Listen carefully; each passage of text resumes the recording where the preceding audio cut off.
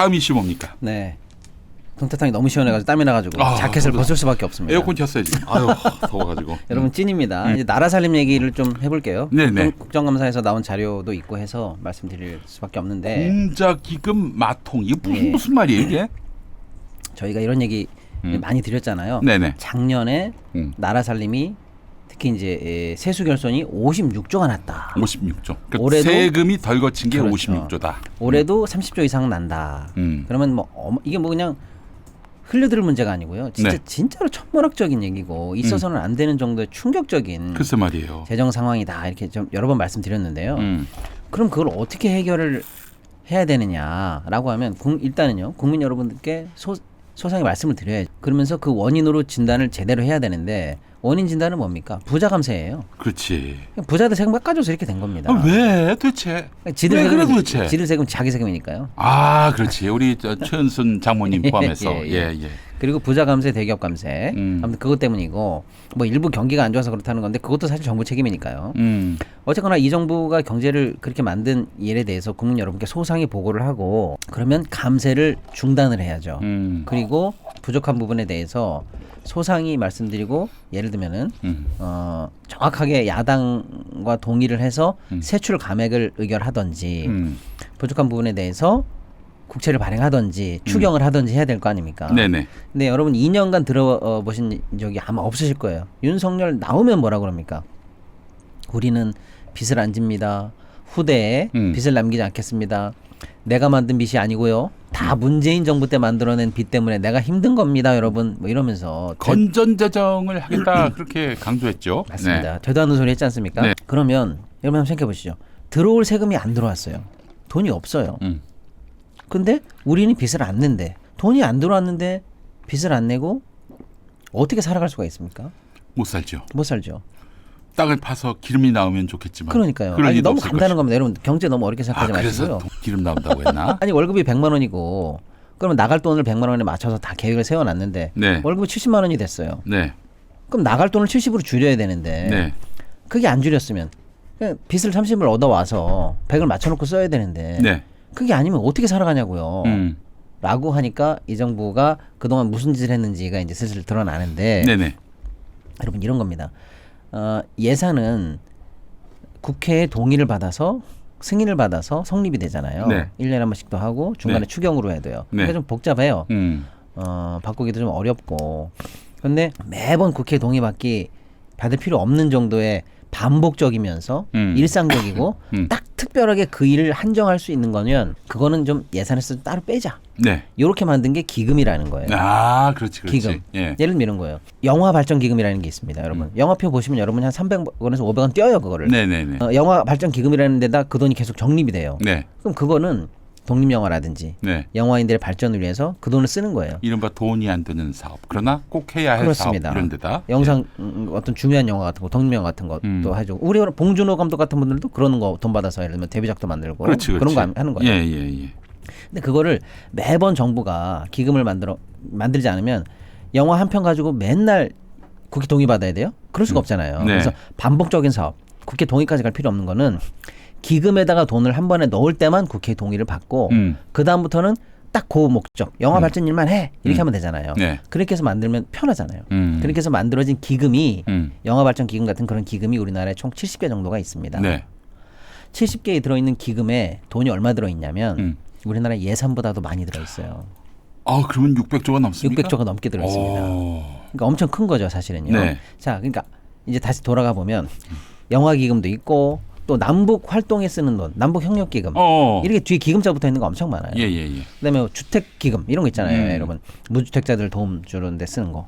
그다음에 달러 전쟁 났을 때 우리나라가 환율 안정을 위해서 달러 전쟁에 들어갈 때 쓰는 돈, 외국환 평형 기금. 아, 외국환 평형 기금. 예, 그렇죠. 그것도 많고요. 예.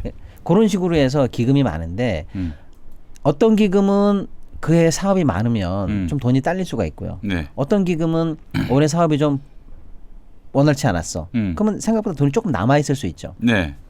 그래서 기금들 간에 한 70개 되는 기금들 간에 어디가 돈이 좀 갑자기 모자라거나 남는 경우가 있을 수 있고 하기 때문에 기금들 사이에서 돈을 조금 조정할 필요가 있을 수도 있겠죠. 네네. 그래서 기금들의 기금, 기금들의 은행, 기금의 저수지라고 하는 걸 하나 줬습니다. 중간에. 네네. 그게 공자기금이에요. 공자기금. 예, 공적자금 관리 기금이에요. 그게 공자기금이구나. 예, 그러니까 예, 이한 예. 70개 되는 기금에 예. 더하기 빼기를 맞추기도 하고 모자란 데 좀 밀어주기도 하고 예. 이 돈 빼다가 저기다 넣기도 하면서 좀 조금 조정하는 은행 역할을 하는 기금. 그게 공자기금이에요. 네네네. 근데 이게 뭐가 다르냐면 일반 기금에서는요. 예. 정부가 돈을 못 빼옵니다. 그렇지. 그 목적에 해당하는 그 목적에 해당하는 쓸 수 써야죠. 없잖아요. 그러니까 예. 영화발전기금이라고 해서 우리 국민들이 영화표를 끊어가지고 돈을 모아놨는데 그렇지. 거기다 대고 야 돈 좀 갖고 와봐 이렇게 쓱 가져가질 못해요. 그렇지. 딴 목적으로. 그렇습니다. 그런데 기금들이 공자기금에다가 돈을 내는 거는 괜찮아요. 아까 얘기한 것처럼 기금의 형평을 맞추기 위해서. 네. 그러니까 70개 기금 중에서 돈이 남는 애들이 공자기금에 돈을 내는 거예요. 네. 그럼 공자기금에 돈이 쌓여 있겠죠? 네. 공자기금은 정부가 가져갈 수가 있어요. 어떤 목적이든. 네. 일반 회계로 가져갈 수가 있어요. 아하. 근데 공짜로는 못 가져가. 가져가면 다시 낼 때 나중에 이자 붙여서 내야 됩니다. 그 뭐 말하자면 빌려가는 거네요. 빌려가는 거죠. 예. 자, 요게 중요합니다. 예. 그동안 세금을 그렇게 감세를 해가지고 나라 살림을 작사를 내놓고 예. 우리는 빚 안 냅니다 이렇게 국민들에게 거짓말을 쳤는데 네. 어떻게 해결하나 봤더니 네. 기금들의 은행이었던 공자기금에서 무려 223조를 빼왔다는 거예요. 그게 이제 마통을 했다는 거죠. 예. 223조를 사실상 마통인 거죠. 왜? 예. 나중에 이자 쳐서 갚아야 되니까. 그렇지. 문재인 정부 때에 비해서 무려 3배나 넘는 돈을 빼왔습니다. 223조. 기금은 현재 순자산 고갈 상태. 공자기금은. 그래요? 공자기금은. 그냥 마구 빼갔군요. 마구 빼간 거예요. 그 나중에 또 갚아야 되는 나중에 건데. 갚아야 되는 거예요. 그러니까 여러분 이게 얼마나 새빨간 거짓말입니까? 이야. 여러분 우리 경제가 어려운 건 문재인 정부 때문입니다. 저는 빚을 떠안아서 어렵지 나는 빚을 지지 않습니다. 부자 감세 때문이 아닙니다라는 게 새빨간 거짓말이고. 아니 빚을 졌잖아. 저 갚아야 되는 돈인데. 저기서 갚아야 될 이자만 해도 몇십조입니다. 글쎄 말이에요. 그러니까 어마어마한 상황이에요. 아니, 은행에 안 빌렸다고 그게 안 몇십조가 빌린 아니고, 겁니까? 그러니까 갚아야 될 그 매년 갚아야 될 공자기금만 몇십조고 갚아야 될 이자만 수천억이에요. 자, 그러니까 이제 이 규모가 확인됐다는 걸 여러분께 알려드리는 거예요. 223조를 기금에서 삥땅 쳐와서 메꾸고 있더라. 이 새끼들 눈속임으로. 할 겁니다. 그다음에 이제 좀 더 나온 김에 더 말씀드리면 그때 모자란 돈 있잖아요. 네. 이것도 마통 개념으로 훔쳐다 쓴 건데 그때 모자란 돈은 우리도 마이너스 통장이 있으면 좀 쓸 수 있잖아요. 네. 그 마이너스 통장이 한국은행에 뚫려 있어요. 예. 정부의 마이너스 통장은. 예. 올해 작년 아니고요. 지금 올해입니다. 올해 1월부터 9월까지만 쓴 돈이 150조가 넘습니다. 마이너스로 가져간 돈이. 이야.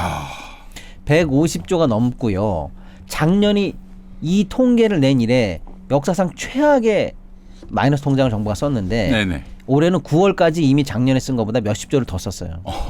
그러니까 지금 공자기금에서 223조 가져왔죠. 3년 예. 동안. 그리고 올해 한 해만 한국은행으로부터 150조 정도의 마통을 땡겨 썼습니다. 물론 썼다가 받아 섞었다가 이거 하지만요. 손실 처리할 수 있나요? 아니요. 갚아야 됩니다. 법적으로. 이걸 만약에 법적으로 못 갚으면 이게 정부의 뭐죠? 부도입니다. 이게 모라토리엄이에요. 그러니까 무조건 갚는 거예요. 그럴 가능성도 배제할 수는 없겠어요. 이 정권에서는. 그러니까 이 상황이라는 거예요, 여러분. 예. 그러니까 공자기금 223조, 한국은행 마통 150조 해보세요. 지금 뭐 몇백 배 정도는 지금 계속 진짜 사람으로 치면은요. 돌려막기, 카드 빚에 사채 지금 이러면서 겉은 화려한 척, 멀쩡한 척 하고 있는 겁니다. 그런 거네 진짜. 예. 카드 막 만들어서 카드 만들고 마이너스 통장 A카드에서 쓰고 사채 B카드 쓰고 돌려막고. 예. 그러고 있는데 밖에다가는 사업 잘 됩니다. 저 빚 안 내요. 사지가 멀쩡합니다. 예, 뭐 그러고 이러고. 있는 거랑 똑같은 상황입니다. 야, 아니 그래 놓고는 지가 이제 집권 끝나면은 네. 다음 정권한테 다 뒤집어 씌우고. 그렇죠. 어. 그런 상황이니까 이제 속지 마시라. 정확하게 말씀 좀 드려야 될 것 지금 같고요. 태산 같은 빚이 쌓여 있다. 그렇죠. 윤석열이가. 그래서 이제 조금만 더 말씀드리면 예. 그러면 이제 내년은 또 얼마나 커질 건가, 내후년은 얼마나 커질 건가. 그러니까 국민들에게 속이고 이런 식으로 뒤로 빼는 돈이 얼마나 커질 것인가 걱정이 되잖아요. 네. 더 이상은 키우기가 정부도 힘들어요. 지네들도 양심이 있는지. 네. 그래서 내년에 231조 국채를 발행하기로 의결을 했습니다. 결국 빚을 내요. 그리고 재정 적자, 예. 빚 안 내고 막을 수 없는 재정 적자도 역대 최고. 그러니까 지금 나라 살림이 여러분이 그냥 어렵다고 생각하지 마시고요. 그냥 가정 살림이다라고 생각하고 주판 튕겨 보시면 답이 나오죠. 이 지경입니다. 뭐또 와이파이 공공 와이파이 예산을 다 없앤다고 하는 거 아니에요? 그래서 국민들로 하여금 다 통신사 데이터 돈 내고 쓰라고 하는 것이고 아니 그래서 우리가 그건 둘째치고 저는 예. 고교 무상교육 무상교육 예산 그런 것까지 잘라내고 군인들 이번에 식비 동결, 그렇지. 간식비 삭감, 네. 추석 명절에 나오는 특식 폐지. 그러니까 이런 게 나 이런 것들을 이제 나라가 어려우니까 우리가 감수해야겠네. 또 더 나아가서 저쪽 당 편의 사람들은 문재인이가 나라를 다 망쳐놔가지고 윤석열이가 뒷감당하느라고 고생 많다 이렇게 생각을 하지만 실상은 그게 아니었다. 그렇습니다. 윤석열이가 부자들에 대한 그 감세를 해주면서 네. 우리의 재정이 쪼그라들었고 경제 운용을 엉망진창으로 해서 우리 저 소상공인 자영업자들이 대거 그럼요. 그 작년에 폐업하고 폐업만 100만 명이에요. 그래서 세금을 많이 못 걷게 되고 네. 이런 와중에 이런 공자기금에서 막 갖다 쓰고 막 갖다 쓰고. 미래에 또 어떤 큰 빚으로 남겨두고 네, 그렇습니다. 이런 상황이다. 예. 어쩐지. 그러니까 우리가 지금 뭐 이 예산삭감으로 인해서 겪는 고통은 윤석열이 탓을 해야 될 것들이에요. 맞습니다. 이거를 아이고. 근데 여러분이 이제 왜 조금 피부에 덜 와닿으시냐면요. 이게 약간 예산에서 빵꾸가 나고요. 사업이 줄고 그것 때문에 내가 국가의 서비스를 못 받는다고 느끼는데 시차가 있어요. 그래서 지금 절절히 이 체감이 안 되시는데 네. 예를 들면은 의대 정원 줄인다고 해서 전공의들이 자리를 떠나지 않았습니까? 네. 떠나고 나서 지금 응급실 난리가 나고 그렇지. 뺑뺑이가 돌고 있는 상황이 이것도 지금 한 7, 8개월 걸리니까 이제 절감을 하잖아요, 국민 여러분들께서. 예. 이런 식으로 지금 타임렉이 약간 있는데 이거 이제 전면적으로 경험하실 때가 곧 옵니다. 언제? 예를 들면 그런 거죠. 내년부터 갑자기 예를 들면은 저 고등학교 지금까지 돈 안 내다가 돈 내시오라고 청구서 들어가고 우리 군인들 엄마 뭐 돈 좀 보내주세요. 왜? 했더니 뭐 팬티 살 돈이 없어요. 군인들 속옷 네이도 동결됐거든요. 삭감됐어요. 이 그러니까. 나쁜 새끼들 진짜. 특히 겨울 방한복이 이 방한 빤스만도 네이가 못한 새끼들. 삭제됐어요. 빤스 정권이야 이 새끼들. 근무 나가야 되는데 너무 추워요. 그럼 내복 보내주랴? 이런 게 이제 이런 체감할 수 있는 것들이죠. 막 큰 거 터지는 건 좀 머니까 못 체감하실 수도 있는데요. 이런 것도 이제 도처에서 터지게 돼 있습니다 지금. 예. 자, 하루 빨리 손절합시다. 이 리스크 요인을 손절하자고요. 언제까지 이고지고 갈 겁니까? 이런 미친 새끼들을 끝장냅시다. 예. 자, 오늘 박시동 평론가님과 함께 아주 동태탕으로서는 시원했는데 답답한 이야기를 또 해봤습니다. 예. 예. 자, 뭐 어떤 결국 이 방송 시청하시는 분들은 미래를 대비하는 그런 꿀팁을 드리는 거니까요. 우리가 알아서 각자 도생하는 수밖에 없죠. 좋은 지혜를 주신 박시동 평론가님 감사합니다. 감사합니다. 네.